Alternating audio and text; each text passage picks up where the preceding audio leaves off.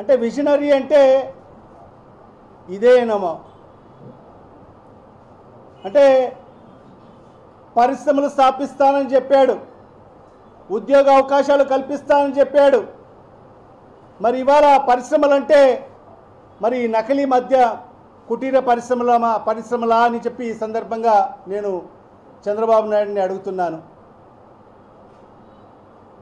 అంటే మేమందరం కూడా పరిశ్రమలు స్థాపిస్తాడు, ఈ రాష్ట్రాన్ని ముందుకు తీసుకెళ్తాడు, ఈ రాష్ట్రంలో నిరుద్యోగ యువకులకు అందరికీ కూడా ఉద్యోగ మరియు ఉపాధి అవకాశాలు కల్పిస్తాడంటే మేమంతా ఆశ్చర్యపోయాం. ఎందుకంటే విజన్ కలిగిన నాయకుడు కదా, చేస్తాడేమో అని చెప్పి.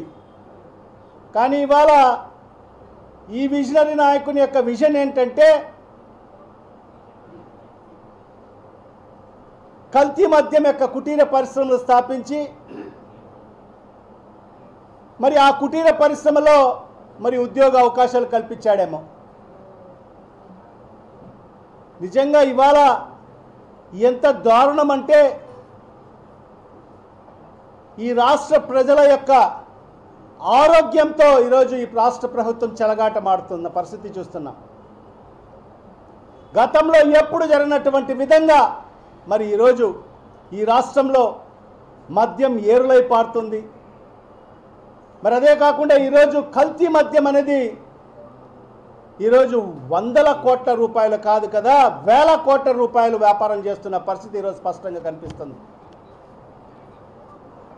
ఈరోజు ఈ రాష్ట్ర ప్రభుత్వం సరఫరా చేస్తున్న 3 బాటిళ్లలో 1 బాటిల్ మరి నకిలీ మద్యం అని చెప్పి కూడా ఈరోజు స్పష్టంగా తెలియజేయడం జరుగుతుంది. మరి ఎంత పకడ్బందీగా మరి ఆ పరిశ్రమలు జరుగుతున్నాయంటే మనం అందరం కూడా చూసాం. ఒక ఇండస్ట్రీ లాగా మరి పెద్ద పెద్ద గోడౌన్స్ తీసుకొని మరి స్పిరిట్ తీసుకొని మరి దాన్ని ఏ రకంగా తయారు చేస్తారో మరి ఎక్సైజ్ అధికారులే మరి వీడియోల ద్వారా కూడా మరి వాళ్ళ రాష్ట్ర ప్రజలకు అందరికీ కూడా వివరంగా చెప్పడం జరిగింది. ఏ రకంగా ఆ నకిలీ మద్యాన్ని తయారు చేస్తున్నారో మరి డెమో రూపంలో చూపించడం జరిగింది. మరి ఆ డంపుల్లో చూస్తే మరి లక్షల లీటర్లు మరి ఏదైతే స్పిరిట్ కానీ మరి అదే కాకుండా ఖాళీ సీసా బాటిళ్ళు మరి మూతలు మరి వాళ్లకు సంబంధించిన క్యాపులు స్టిక్కర్లు మరి అవన్నీ కూడా చూస్తే ఈరోజు చూడండి.